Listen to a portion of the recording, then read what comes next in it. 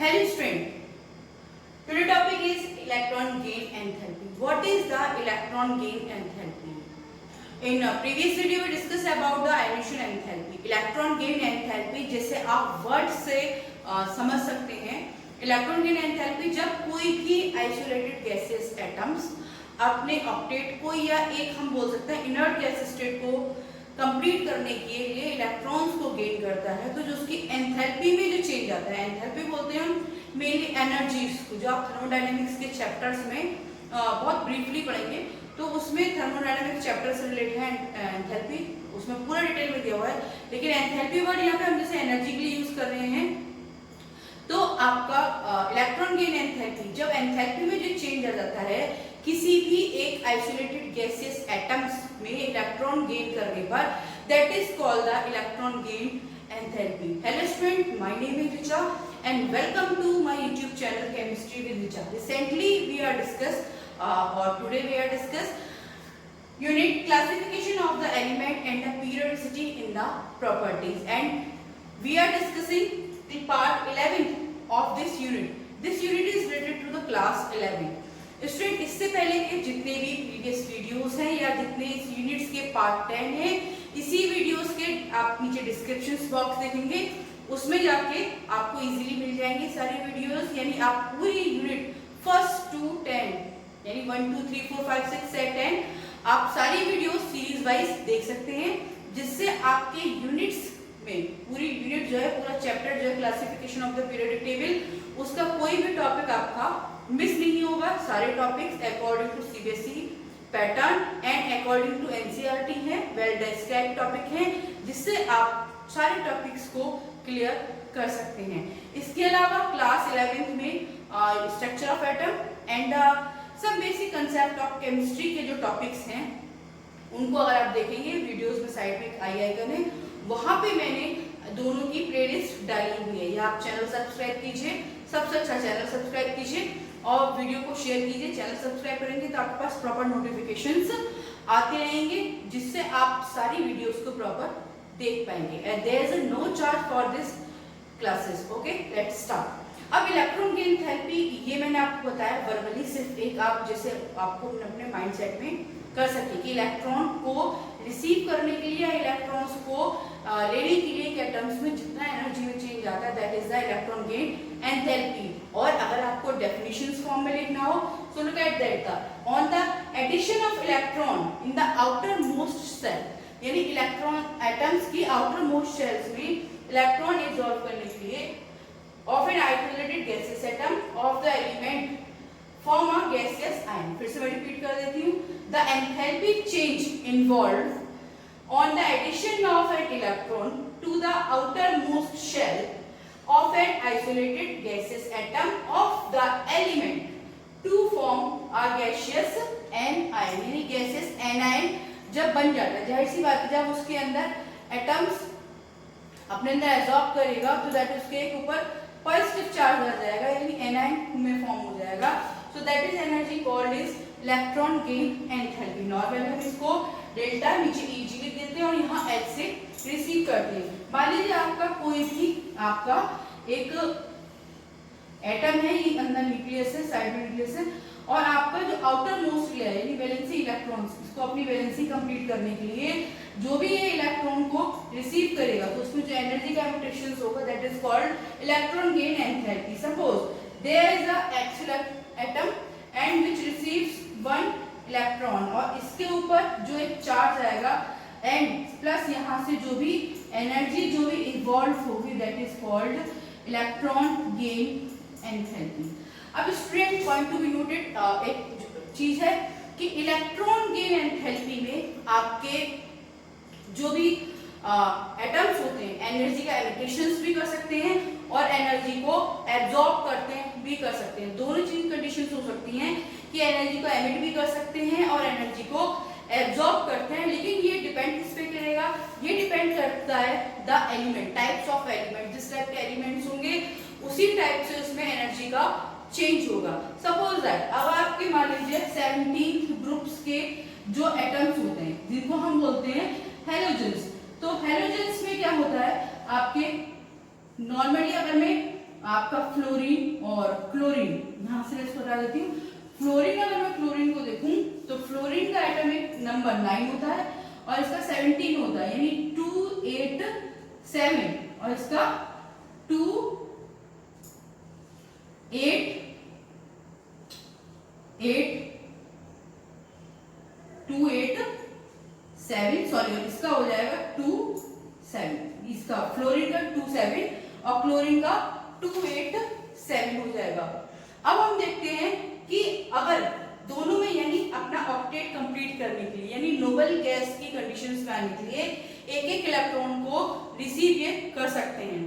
तो जो आपके 17 ग्रुप्स के जो एलिमेंट होते हैं दैट आर द हाईली इलेक्ट्रोनेगेटिव्स, ठीक है, ये बहुत जल्दी एक इलेक्ट्रॉन को क्या कर देते हैं, ये बहुत जल्दी इलेक्ट्रॉन को रिसीव कर लेते हैं, इसलिए इनकी इलेक्ट्रॉन गेन एंथैल्पी नेगेटिव होती है। अगर लेकिन मैं नोबल गैसेस के रेफरेंस में बात करूं, ठीक है, नोबल गैसेस में जैसे आपका नियॉन हो गया 10 एंड आर्गन हो गया 18, तो नियॉन का मैं लिख लूं 28 और इसका हो जाएगा 288, यानी कि लास्ट वाले ऑर्बिटल्स में ऑक्टेट कंप्लीट है, सारे ऑर्बिटल्स फुलफिल्ड है। अगर इनको एक इलेक्ट्रॉन ये रिसीव करेंगे तो ये एनर्जी क्या करेंगे, इनको एक नया ऑर्बिटल बनाना पड़ेगा जिसे एनर्जी एब्जॉर्ब करेंगे, इसलिए इनकी इलेक्ट्रॉन गेन एंथैल्पी कैसी होगी, पॉजिटिव होगी। इसीलिए अगर आप देखेंगे और सारे एलिमेंट्स की इलेक्ट्रॉन गेन एंथैल्पी नेगेटिव होती है, लेकिन जो आपकी नोबल गैसेस की जो इलेक्ट्रॉन गेन एंथैल्पी होती है वो आपकी पॉजिटिव होती है, क्योंकि जब ऐसे ही आपकी एक स्टेबल कंडीशन आने के बाद एक इलेक्ट्रॉन अगर और एब्जॉर्ब होगा तो उसके लिए उनको एक नया ऑर्बिटल का फॉर्मेशन करना पड़ेगा। अब देखते हैं student, what is the successive electron gain enthalpy. Successive electron gain enthalpy में अगर हम देखेंगे कि इलेक्ट्रॉन गेन एंथैल्पी, मान लीजिए आपका कोई भी एटम्स है और एक्स एटम है और वो मोर देन वन जो इलेक्ट्रॉन्स है उसको रिसीव कर सकता है, तो उस कंडीशंस में आपकी जो इलेक्ट्रॉन गेन एंथैल्पी फर्स्ट की क्या होगी, और फर्स्ट को आपके इलेक्ट्रॉन एब्जॉर्ब करने के बाद उस एटम की दूसरी इलेक्ट्रॉन गेन एंथैल्पी क्या होगी, अगर वो दूसरा इलेक्ट्रॉन रिसीव करेगा, that is called second successive electron gain enthalpy. अब स्टूडेंट अगर हम देखते हैं कि आपकी, मान लीजिए मैं कोई भी इलेक्ट्रॉन है, जब जिस कंडीशंस में एटम्स फर्स्ट टाइम आपका इलेक्ट्रॉन्स को रिसीव करता है, उस कंडीशन में रिएक्शंस जो होती है वो एंडोथर्मिक होती हैं, जिसकी वजह से आपकी जो भी रिएक्शंस होती है यानी जो इलेक्ट्रॉन गेन एंथैल्पी होगी वो नेगेटिव होगी। लेकिन अगर एक इलेक्ट्रॉन रिसीव करने के बाद वो कैसे हो जाएगा, वो कैटायन में फॉर्मेशन ट्रांसफर हो जाएगा, यानी उसके ऊपर एक नेगेटिव चार्ज आ जाएगा, और जब वो दोबारा इलेक्ट्रॉन को रिसीव करेगा उस कंडीशंस में रिएक्शन कैसी हो जाएगी, एक्सोथर्मिक, उसमें से एनर्जी कैसी हो जाएगी, एनर्जी रिलीज होगी। क्यों? क्योंकि न्यूक्लियर चार्ज क्या होगा, चेंज हो जाएगा। इसलिए सेकेंड आयनेशन एंथैल्पी कैसी होती है, वो पॉजिटिव होती है, और फर्स्ट आयनेशन एंथैल्पी नेगेटिव होती है। अगर मैं एग्जांपल के रेफरेंस से बात करूं तो यहाँ पे मैंने एक एग्जांपल लिया है ऑक्सीजन का। ऑक्सीजन का जब एटम, ऑक्सीजन का इलेक्ट्रॉन कॉन्फ़िगरेशन आपका कितना होगा, 8। अगर हम देखें तो 2 और 6, यानी ये 2 इलेक्ट्रॉन्स को रिसीव करेगा। फर्स्ट इलेक्ट्रॉन जब रिसीव करेगा ऑक्सीजन गैस का मॉलिक्यूल, तो उस कंडीशन में मॉलिक्यूल नहीं एटम, तो एटम जब रिसीव करेगा तो नेगेटिव चार्ज आएगा, उस कंडीशन में रिएक्शन होगी आपकी एंडोथर्मिक, यानी इसमें जो एनर्जी लेवल होगा -141 किलो जूल, और जब वो दूसरा इलेक्ट्रॉन को रिसीव करेगा, ठीक है, उस कंडीशंस में क्या हो जाएगा, आपकी एनर्जी रिलीज होगी, तो कंडीशंस हो जाएगी आपकी एक्सोथर्मिक। इसमें देखिए यहाँ पे ऑक्सीजन के एक मॉलिक्यूल इलेक्ट्रॉन को रिसीव करा, इसमें इसकी एनर्जी कितनी हुई, प्लस की 780 किलो जूल। अब देखते हैं कौन कौन से फैक्टर्स होते हैं जो आयनेशन एंथैल्पी पर पूरी तरह से इफेक्ट डालते हैं। Mainly there are the 3 factors which affect electron gain enthalpy. देखते हैं कौन कौन से फैक्टर्स हैं। सबसे पहले देखते हैं nuclear charge, size of atom and electronic configurations. अब स्टूडेंट अगर हम साइज ऑफ न्यूक्लियर चार्ज देखें, अगर जैसे जैसे एटम्स के ऊपर आपका न्यूक्लियर चार्ज यानी न्यूक्लियस से सीधा चार्ज आउटर ऑर्बिटल्स पे कैसा होगा, अगर ज्यादा न्यूक्लियर चार्ज होगा तो उस कंडीशंस में आपकी इलेक्ट्रॉन गेन एंथैल्पी कैसी हो जाएगी, वो भी मोर नेगेटिव होगी। यानी अगर आपका सीधा सीधा इलेक्ट्रॉन चार्ज ज्यादा है यानी मोर है, जैसे चार्ज बढ़ता जाएगा उस कंडीशंस में इलेक्ट्रॉन गेन एंथैल्पी बढ़ती जाएगी। क्यों? जैसे जैसे न्यूक्लियस का चार्ज आउटर ऑर्बिटल तक बढ़ेगा, आउटर ऑर्बिटल को इलेक्ट्रॉन रिसीव करने के लिए उतनी ज्यादा एंथैल्पी एंड एनर्जी की नीड होगी, इसलिए वो मोर इलेक्ट्रोनेगेटिव हो जाएगा। अब देखते हैं size of atom. Second one is size of atom. Size of atoms effective affect the electron gain enthalpy. किस तरह से अफेक्ट डालता है? मान लीजिए जैसे जैसे आपके एटम्स का साइज इंक्रीज होता जा रहा है, मान लीजिए पहले छोटा साइज है और यहाँ पे न्यूक्लियस चार्ज कम लग रहा है, जिसकी वजह से इलेक्ट्रॉन गेन एंथैल्पी कैसी हो रही है? मोर नेगेटिव है। लेकिन मान लीजिए इसमें आपका ज्यादा ऑर्बिटल्स हैं। अब जैसे जैसे आपका साइज बढ़ेगा, यहाँ पे न्यूक्लियर चार्ज आउटर ऑर्बिटल का कैसा होता जाएगा? लेस होता जाएगा। तो अगर मैं साइज ऑफ एटम की बात करूं तो आपका साइज ऑफ एटम इंक्रीज होने के साथ साथ अगर आपका साइज ऑफ एटम इंक्रीज होगा उस कंडीशन में इलेक्ट्रॉन गेन एंथैल्पी जो होगी वो आपकी लेस इलेक्ट्रोनेगेटिव होगी। यानी अगर एटम्स का साइज बढ़ रहा है उस कंडीशन में it is a less negative, come negative होगी। और अगर न्यूक्लियर चार्ज मोर है या ज्यादा न्यूक्लियर चार्ज हो रहा है तो उस न्यूक्लियर चार्ज की कंडीशंस में आपकी electron gain enthalpy more negative होगी। अब देखते हैं इलेक्ट्रॉन कॉन्फ़िगरेशंस। एक ये बहुत बड़ा इफेक्ट डालता है इलेक्ट्रॉन गेन एंथैल्पी पे आपका इलेक्ट्रॉनिक कॉन्फ़िगरेशंस, जो आपके हाफ फील्ड या आपके फुल फील्ड जो ऑर्बिटल्स होते हैं उनकी इलेक्ट्रॉन गेन एंथैल्पी हमेशा कैसी होती है? हमेशा ज्यादा होती है ना? या आपकी कैसी होती है? More electron gain enthalpy in the comparison of the others. कैसे ज्यादा होगी? क्योंकि अगर आपका मान लीजिए जैसे नाइट्रोजन है तो नाइट्रोजन में आपका 7 होता है, 1s2 2s2 और 2p4, ठीक, 2p3 आ गया यहाँ पे। और अगर उसके बाद p ब्लॉक का बनाऊं तो यहाँ पे देखिए हाफ फील्ड हो गया, जिसमें हाफ फील्ड में अगर हम एनर्जी लिखेंगे तो प्रॉपर्ली डिस्ट्रीब्यूटेड है इलेक्ट्रॉन्स की एनर्जी। तो इसमें से आपको इलेक्ट्रॉन एक रिसीव करने के लिए इसकी इलेक्ट्रॉन गेन एंथैल्पी ऑक्सीजन से ज्यादा हो जाएगी, जबकि ऑक्सीजन का एटॉमिक नंबर 8 होता है। तो ऑक्सीजन में तो एक और फील्ड रहेगा, सिर्फ 2 रह जाएंगे। इसीलिए जो आपके हाफ फील्ड होते हैं और फुल फील्ड ऑर्बिटल होते हैं लास्ट में उनकी electron gain enthalpy more negative होती है। और जो आपके नोबल गैसेस होती हैं, नोबल गैसेस की जो इलेक्ट्रॉन गेन एंथैल्पी होती है वो पॉजिटिव होती है। क्यों? क्योंकि वो उनका इलेक्ट्रॉन कॉन्फ़िगरेशन फुलफिल्ड होता है, यानी सारे ऑर्बिटल फुलफिल होते हैं और एक इलेक्ट्रॉन को रिसीव करने के लिए वो क्या करेंगे? एक नए ऑर्बिटल का फॉर्मेशन करेंगे, इसलिए वो क्या करेंगे? एनर्जी रिलीज करेंगे। इस कंडीशंस में इलेक्ट्रॉन गेन एंथैल्पी उनकी पॉजिटिव होगी। अब स्टूडेंट हम देखते हैं इन अ पीरियोडिक टेबल, आपके पीरियोडिक टेबल में किस तरह से वेरिएशंस हैं इलेक्ट्रॉन गेन एंथैल्पी के। अक्रॉस द पीरियड वेरिएशंस में हम देखने के लिए पीरियोडिक टेबल वेरिएशंस देखने के लिए हम पीरियड्स में वेरिएशंस और ग्रुप्स में वेरिएशंस देखते हैं।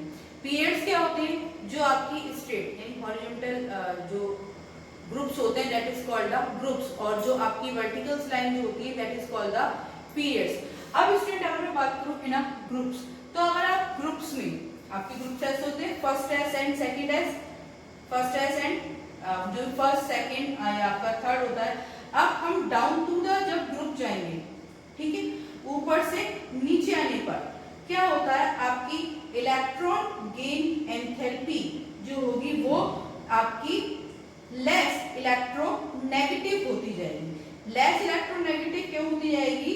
क्योंकि जैसे जैसे आप देखेंगे हम नीचे की तरफ जाएंगे, नीचे की तरफ आते जाएंगे तो नंबर ऑफ ऑर्बिटल्स धीरे धीरे बढ़ते जाएंगे। जैसे जैसे नंबर ऑफ ऑर्बिटल्स इसमें इंक्रीज होगा आपका न्यूक्लियस का चार्ज आउटर ऑर्बिटल का धीरे धीरे कम होता जाएगा और ऊपर वाले में ज्यादा। जैसे जैसे नंबर ऑफ ऑर्बिटल्स बढ़ते जाएंगे एटम्स का साइज भी इंक्रीज होता जाएगा, जिसकी वजह से आपके जो आउटर ऑर्बिटल है या वैलेंसी इलेक्ट्रॉन का जो ऑर्बिटल्स है उस पर न्यूक्लियस का चार्ज कम होता जाएगा, जिसकी वजह से इलेक्ट्रॉन गेन एंथैल्पी जो होगी वो लेस इलेक्ट्रोनेगेटिव हो जाएगी। और अगर हम अक्रॉस द पीरियड जाएं, पीरियड में यानी इस तरह 7 पीरियड होते हैं, पीरियड में इस तरफ जाने पर क्या होता है कि आपका जो साइज ऑफ ऑर्बिटल होता है या आपके नंबर ऑफ शेल्स जो होते हैं वो कैसे होते हैं, सेम रहते हैं, नंबर ऑफ शेल सेम रहते हैं, लेकिन आपके इलेक्ट्रॉन्स के नंबर कैसे हो जाते हैं, इंक्रीज हो जाते हैं। जब इलेक्ट्रॉन के नंबर इंक्रीज हो जाते हैं तो इलेक्ट्रॉन का न्यूक्लियर चार्ज यानी एटम्स के ऊपर न्यूक्लियर चार्ज भी इंक्रीज होता जाता है, जिससे क्या होता है अक्रॉस द पीरियड यानी आपका लेफ्ट टू राइट जाने पर आपकी इलेक्ट्रॉन गेन एंथैल्पी इंक्रीज होती है। ठीक है, अगर हम लेफ्ट टू राइट जाएंगे तो आपकी इलेक्ट्रॉन गेन एंथैल्पी इंक्रीज होती है। अब आइए इसके बाद देखते हैं कुछ ऐसे नोटेबल ट्रेंड्स जो इलेक्ट्रॉन गेन एंथैल्पी के लिए नेसेसरी हैं। कुछ नोटेबल ट्रेंड्स हैं इलेक्ट्रॉन गेन एंथैल्पी के। अगर हम फर्स्ट पे देखें, halogens have most electronegative gain enthalpy. जो आपके हेलोजेंस होते हैं, कौन कौन से हेलोजेंस होते हैं आपके fluorine, chlorine, bromine and iodine and astatine, they are the 5। तो इसमें एस्टेनाइन को हम क्या करते हैं, आपका एस्टेनाइन होता है एक तरीके से इलेक्ट्रॉन रेडियोएक्टिव एलिमेंट होता है, तो मेनली जो होता है 4 की ही स्टडी करते हैं। अब इसमें देखते हैं हेलोजेंस में आप जो होते हैं फ्लोरीन, क्लोरीन, ब्रोमीन और आयोडीन, ये आपके 17 ग्रुप के एलिमेंट होते हैं जो नियरेस्ट आपके, जिसमें 18 ग्रुप को ऐड करने के लिए सिर्फ एक इलेक्ट्रॉन की नीड होती है। अगर मैं इसके इलेक्ट्रॉन कन्फिगरेशंस देखूं तो इनका NS2 और NP5, ठीक है, ये इलेक्ट्रॉन कन्फिगरेशन होता है आपका 17 ग्रुप्स का। और जबकि अगर हम 18 ग्रुप्स का इलेक्ट्रॉन कन्फिगरेशंस देखें, इलेक्ट्रॉन NS2 और NP6, सिर्फ 18 ग्रुप्स का आपका ये होता है, 17 का ये होता है। तो एक इलेक्ट्रॉन ये जल्दी से रिसीव कर लेते हैं और अपने आप को एक नोबल गैस कन्फिगरेशंस में कन्वर्ट कर लेते हैं या एक स्टेबल कंडीशंस में ले आते हैं। इसीलिए हेलोजेंस जो होते हैं मोस्ट इलेक्ट्रोनेगेटिव्स होते हैं। अब इसके बाद अगर मैं सेकंड देखूं, सेकंड वन इज एक नोटेबल ट्रेंड है कि आपका, अगर मैंने बताया था कि जैसे हम ग्रुप में ऊपर से नीचे आते हैं तो आपकी इलेक्ट्रोनेगेटिविटी क्या होती है, वो धीरे धीरे लेस होती है। नेक्स्ट जो है आपकी chlorine has more electronegative electron gain enthalpy in the comparison of the fluorine. Fluorine के कंपैरिजन में जो क्लोरीन की इलेक्ट्रोनेगेटिविटी होती है वो ज्यादा होती है। क्यों ज्यादा होती है, लेकिन इससे पहले मैं आपको बता रही थी कि ग्रुप में क्या होता है, हम जब अप टू डाउन जाते हैं तो आपकी इलेक्ट्रॉन गेन एंथैल्पी कैसी होती है, लेस इलेक्ट्रोनेगेटिव होती है। जबकि आपके फ्लोरीन का साइज ऊपर है और क्लोरीन का साइज जो आपका जो जगह है पीरियोडिक टेबल में वो नीचे है। लेकिन इस कंडीशंस में ये एनोमलस प्रॉपर्टी जो शो कर रहा है वो किस वजह से शो कर रहा है, अगर हम देखें आपका जो फ्लोरीन होता है और क्लोरीन होता है, फ्लोरीन का 9 इसका 17 यानी 1s2 और 2s2 2p5, ठीक है।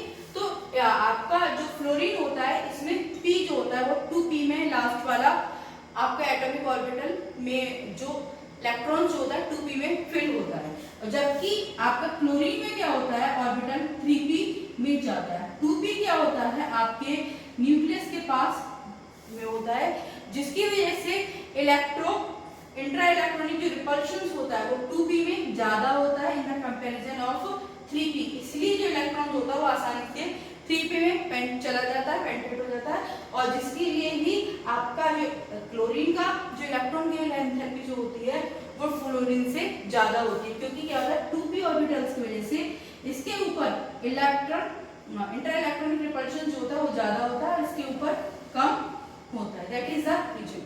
अब हम नेक्स्ट देखते हैं, नेक्स्ट क्या होगा। थर्ड में electron gain enthalpy of noble groups and the second group element are large positive. Second group के एलिमेंट्स की और जो आपके नोबल गैसेस की जो एलिमेंट्स होते हैं उनकी electron gain enthalpy largely positive होती है, ज्यादा होती है। क्यों होती है कि अगर मैं सेकंड ग्रुप के रेफरेंस में बात करूं, सेकंड ग्रुप्स में एलिमेंट जैसे आपका बेरिलियम, मैग्नीशियम या कैल्शियम, इनका जो लास्ट वाला जो इलेक्ट्रॉन होता है वो NS2 यानी S में उनका S ऑर्बिटल फुलफिल्ड होता है, यानी S ऑर्बिटल में मैक्सिमम आपके 2 इलेक्ट्रॉन्स आते हैं और S ऑर्बिटल फुलफिल्ड होता है। इसीलिए सेकंड ग्रुप्स की जो आपकी इलेक्ट्रॉन गेन एंथैल्पी होती है वो लार्जली पॉजिटिव होती है। ऐसे अगर मैं नोबल गैसेस के बारे में बात करूं, नोबल गैसेस में जैसे मैं पहले भी आपको बता चुकी हूँ कि नोबल गैसेस में जैसे आपका आर्गन, नियॉन, ठीक है। रेडॉन इनकी क्या होते हैं, लास्ट ऑर्बिटल्स जो होते हैं फुलफिल्ड होते हैं, इनके लास्ट ऑर्बिटल्स में इलेक्ट्रॉन पूरी तरह फुलफिल्ड होते हैं, इसलिए इनकी इलेक्ट्रॉन गेन एंथैल्पी होती है वो लार्जली पॉजिटिव होती है। ठीक है, आई होप सो आपको क्लियर हो गया होगा। अब अगर मैं लास्ट फोर्थ में देखूं, हालांकि मैंने बता दिया है पहले, मैं फिर भी बता देती हूँ। फोर्थ में फोर्थ पॉइंट जो आएगा कि जो नाइट्रोजन की होती है, nitrogen has positive electron gain enthalpy, या लार्ज इलेक्ट्रॉन गेन एंथैल्पी। क्यों? नाइट्रोजन का क्या होता है, इलेक्ट्रॉनिक कॉन्फ़िगरेशन से होता है स्टूडेंट। 7 में मैं देखूं तो 1s2 2s2 एंड 2p3। अब p ऑर्बिटल का हम इलेक्ट्रॉनिक वो निकालें, इसका इलेक्ट्रॉन का डिस्ट्रीब्यूशन देखें तो आपका हर एक्स में, px में, py में और pz में इलेक्ट्रॉन्स पूरी तरह से डिस्ट्रीब्यूटेड होते हैं। यानी मैंने आपको पहले बताया हाफ फील्ड्स में क्या होता है, इनका एनर्जी डिस्ट्रीब्यूशन इक्वल हो जाता है, इसलिए फुल फील्ड का या हाफ फील्ड जो भी ऑर्बिटल्स होते हैं उनकी इलेक्ट्रॉनिक गेन एंथैल्पी पॉजिटिव होती है। आई होप सो स्टूडेंट आपको सारे टॉपिक अच्छे से क्लियर हुए होंगे, और अगर कोई भी डाउट्स है तो आप वीडियोस को रिपीट करके रिवाइज करके देख सकते हैं, रिवर्स करके देख सकते हैं, साथ साथ स्क्रीनशॉट भी लेते रहिए। नेक्स्ट वीडियो में हम डिस्कस करेंगे problem based on electron gain enthalpy. And student please channel को लाइक कीजिए, सब्सक्राइब कीजिए और शेयर जरूर कीजिए। Thank you so much, stay healthy.